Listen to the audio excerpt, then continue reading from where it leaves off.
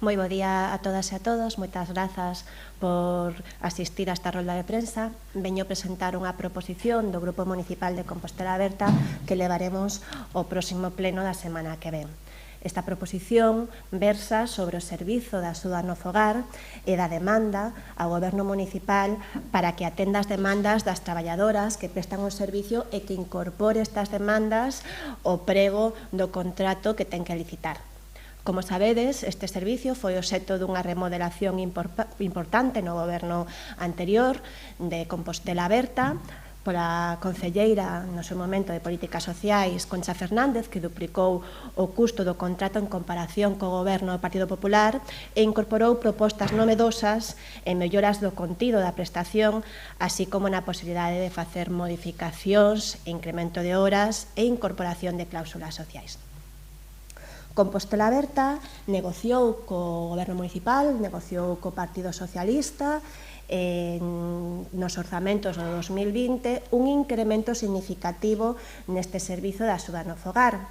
No acordo asignado entre o Grupo Municipal de Compostela Aberta e o Grupo Municipal do Partido Socialista no mes de febreiro, recóllese o compromiso de incrementar a dotación orzamentaria para o novo contrato de servizo de axuda no fogar en máis dun 53%.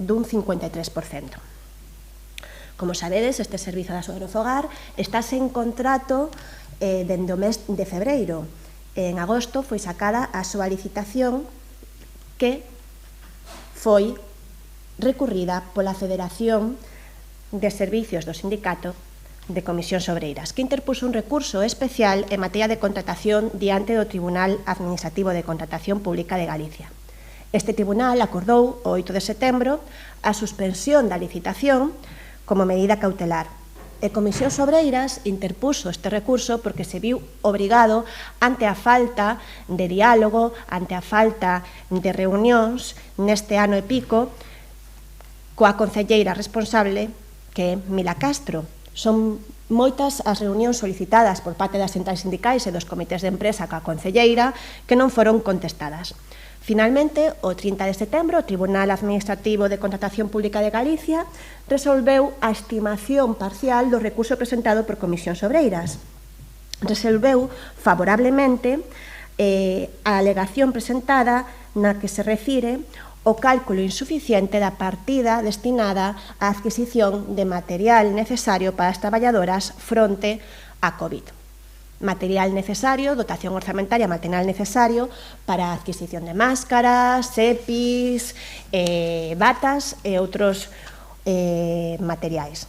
Estamos a falar dun desfase económico de 150.000 euros anuais que faltaría para a adquisición deste material e, por tanto, para a protección das traballadoras e dos usuarios e usuarias, que son, ademais, na maioría dos casos, persoais de risco ante esta pandemia. O sorprendente de todo isto non foi que o Goberno Municipal tivera un erro nese informe económico, tivera un erro na licitación dos pregos, todos poden ter erros. O sorprendente foi que o Concello, o Goberno Municipal, en vez de asumir estas alegacións presentadas por Comisións Obreiras, en vez de asumir ese error e modificar o informe económico e, por tanto, o orzamento para o contrato, presentou alegacións ás demandas presentadas pola central sindical. E os argumentos brindados son, desde logo, moi alarmantes. Dende o punto de vista da falta de preocupación que demostrou ter o Goberno Municipal pola saúde das traballadoras e, por tanto, pola saúde pública, e dende a falta de interese tamén do Goberno Municipal por prestar servicios públicos municipais con calidade. O Goberno Municipal argumentou que o informe económico era anterior ao estado de alarma, que era anterior ao mes de marzo, cando os pregos foron publicados no mes de agosto e, por tanto, xa levábamos moitos meses nunha situación de pandemia e sabíase a necesidade de ter este material. O Goberno Municipal tamén cuestionou, nesas alegacións enviadas ao Tribunal Administrativo, cuestionou que fora preciso este material para as traballadoras. Indicou que as empresas podían asumir o material dende o seu marxe de beneficios, reducindo os beneficios entre un 30% e un 50%, como se as empresas foran entidades sen ánimo de lucro ou ONGs. E, ademais, tamén argumentou que varias empresas presentadas ao concurso non manifestarán ninguna dúbida sobre o material necesario. Ante estas declaracións e actuacións, dende Compostela Aberta, alarmados pola situación, pois realizamos unha rolda de contactos coas centrais sindicais e os comités de empresa e coas traballadoras do Servizo de Axuda no Fogar, na que detectamos, nesa rolda de contactos, un malestar crecente coa falta de control do Concello na prestación do contrato, así como unha falta de interlocución da responsable política do Departamento, Mila Castro. É incomprensible que a Concellera cortara a interlocución coas traballadoras. E o é máis porque, mentras estivo na oposición, durante o pasado mandato, Mila Castro sí que mantivo eses contactos co persoal da Axuda no Fogar e sí que as animou a expresar as súas queixas ao Goberno. Esta falta de comunicación é aínda máis grave porque falamos dun sector que está precarizado e feminizado e agárdase dende o Goberno municipal, dende o Concello, que exista unha especial sensibilidade na súa atención. Eses 100 e pico mil euros que hai de desfase neste material moi sensible nos tempos actuais e que deben ser contemplado como dixo o Tribunal Administrativo de Contratos nos próximos pregos, é algo que preocupa moito as traballadoras porque poñen énfase nesta cuestión xa que pasaron meses prestando o servicio, meses durante o estado de alarma, na que non tiñan material, na que se viron indefensas e discriminadas diante a de falta de material e diante do esquecemento que hai das administracións a estas traballadoras para facerlle probas como as PCR, a pesar da súa evidente situación de risco, unha situación que se viu agudizada, como decía antes, pola falta de diálogo e control político por parte da concelleira.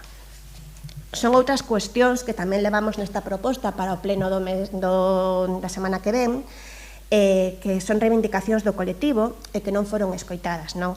Teñen que ver coa mobilidade das traballadoras, con un mellor pago da quilometraxe, con unha posibilidade de estacionar nas zonas verdes, con maiores medidas de conciliación, con posibilidade de que se contemple complementos no prego para laborais, para o servizo, con incrementos tamén na inspección que se realiza do contrato por parte das traballadoras municipais e das súas condicións laborais, unha correcta funcionamento das bolsas das horas das traballadoras, que exista unha información clara e recoñecible dos protocolos que saque o Concello respecto a este servizo da axuda no fogar, así como que se incorpore un plus de perigosidade ou un plan de formación continua. Son moitas as demandas nun servizo que ten posibilidades de melloras laborais importantes, mas parte destas demandas, polo menos, se non todas, son asumibles polo Concello, pero para atendelas, primeiro, hai que coñecelas, e para iso é preciso escoitar as traballadoras, que é algo que a Concelleira de Políticas Sociais non fai. Polo que instamos ao Goberno municipal que siga avanzando nese camiño iniciado por Compostela Aberta no anterior mandato, no que se sacou unha licitación do Servizo de Axuda no Fogar que foi pioneira nese momento. Instamos ao Goberno municipal e á Concelleira de Políticas Sociais que atenda as necesidades e as demandas das traballadoras, que iso seguramente redundará nun mellor servizo para os usuarios e as usuarias do Servizo de Axuda no Fogar. Alguna pregunta? Que quedo sen voz.